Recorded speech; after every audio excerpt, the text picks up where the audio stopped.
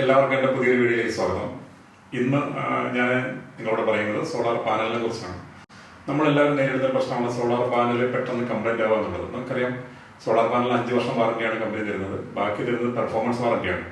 അപ്പോൾ നമ്മുടെ പെർഫോമൻസ് കുറയുന്നതനുസരിച്ച് നമുക്കുള്ള ജനറേഷനും സോളാറിന് നമുക്ക് കുറഞ്ഞു പോകും. ഇപ്പോൾ സോളാർ പാനലിൻ്റെ ജനറേഷൻ കുറയാതെ അതിനെ എങ്ങനെ നിലർത്തിക്കൊണ്ട് പോകാം എന്നതിനെ കുറിച്ചാണ് നമ്മൾ നോക്കുന്നത്. അതിൻ്റെ ഒന്നാമതായി നമ്മൾ ചെയ്യേണ്ടത് കൃത്യമായി വൃത്തിയാക്കൽ. സോളാർ പാനൽ എല്ലാ 15 ദിവസം കൂടുമ്പോഴും നമ്മൾ വെള്ളം ഒഴിച്ച് വൃത്തിയാക്കുക. വൃത്തിയാക്കുമ്പോൾ നമ്മൾ ശ്രദ്ധിക്കേണ്ട കുറച്ച് കാര്യങ്ങളുണ്ട്. അതിൽ ഏറ്റവും പ്രധാനപ്പെട്ട കാര്യം, ഒരിക്കലും നല്ല വെയിലുള്ള സമയത്ത് സോളാർ പാനൽ നമ്മൾ വൃത്തിയാക്കരുത്, വെള്ളം ഒഴിക്കരുത്. വെള്ളം എപ്പോഴും നമ്മൾ സോളാർ പാനലിലേക്ക് ഒഴിക്കേണ്ടത് സൂര്യപ്രകാശം പോയതിന് ശേഷമോ ഒന്നുകിൽ രാവിലെയോ അല്ലെങ്കിൽ വൈകുന്നേരത്തോ, ഇല്ലെങ്കിൽ 6 മണിക്ക് മുമ്പ്, രാവിലെ 6 മണിക്ക് മുമ്പും ഇല്ലെങ്കിൽ വൈകുന്നേരത്ത് 6 മണിക്ക് ശേഷം മാത്രമേ സോളാർ പാനൽ വെള്ളം ഒഴിച്ച് നമ്മൾ വൃത്തിയാക്കാവൂ. ഡിറ്റർജന്റ് ഒന്നും ഉപയോഗിക്കരുത്. നമ്മൾ വെറും ശുദ്ധ ജലത്തിൽ മാത്രമേ നമ്മൾ സോളാർ പാനൽ വൃത്തിയാക്കാൻ ഉപയോഗിക്കൂ.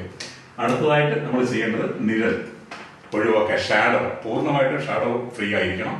ഷാഡോ ഉണ്ടെങ്കിൽ വരുന്ന പ്രശ്നം അവിടുത്തെ സോളാർ സെല്ല് കംപ്ലൈന്റ് ആവും. അടുത്തത് ഇൻവെർട്ടറിന്റെ വയറിങ് മറ്റു കാര്യങ്ങളും കറക്റ്റ് ആണോ ശ്രദ്ധിക്കുക. ലീക്കേജ് വോൾട്ടേജ് മറ്റും പാനലിലേക്ക് തിരികെ റിട്ടേണൊക്കെ വന്നു കഴിഞ്ഞാൽ ഡയോഡൊക്കെ കത്തിപ്പാനും സോളാറിന്റെ സെല്ലുകൾ ഡാമേജ് ആവാൻ ചാൻസ് ഉണ്ട്. അടുത്തതായിട്ട് നമുക്ക് വേണ്ടത് മിന്നൽ രക്ഷാശാലകൾ, ലൈറ്റ്നിങ് അറസ്റ്റർ. ലൈറ്റ്നിങ് അറസ്റ്റർ കമ്പൽസറിയാണ്. എവിടെ ഒരു സോളാർ പാനൽ നമ്മൾ വെക്കുന്നുണ്ടെങ്കിലും അതിനൊരു ലൈറ്റ്നിങ് അറസ്റ്റർ നമുക്ക് ആവശ്യമുണ്ട്. ഇപ്പോൾ നമ്മൾ സാധാരണ കണ്ടുവരുന്നത് ഓൺ ഗ്രിഡിൽ മാത്രമേ ആൾക്കാർ ലൈറ്റ്നിങ് അറസ്റ്റർ ഉപയോഗിക്കാറുള്ളൂ. പക്ഷെ സോളാർ പാനലിന്റെ ഏത് പ്ലാന്റിലും, ഓഫ് ഗ്രിഡിലായാലും ഓൺ ഗ്രിഡിലായാലും ലൈറ്റ്നിങ് അറസ്റ്റർ മസ്റ്റാണ്. ലൈറ്റ്നിങ് ഉപയോഗിക്കുന്നത് വഴി നമുക്ക് സോളാർ പാനലിനെ നമുക്ക് രക്ഷപ്പെടുത്താൻ സാധിക്കും. ഈ ഒരു കാര്യങ്ങൾ നമ്മൾ ശ്രദ്ധിച്ചു കഴിഞ്ഞാൽ ഒരു പരിധിവരെ സോളാർ പാനലിന്റെ പെർഫോമൻസ് നമുക്ക് വർദ്ധിപ്പിക്കാൻ സാധിക്കും.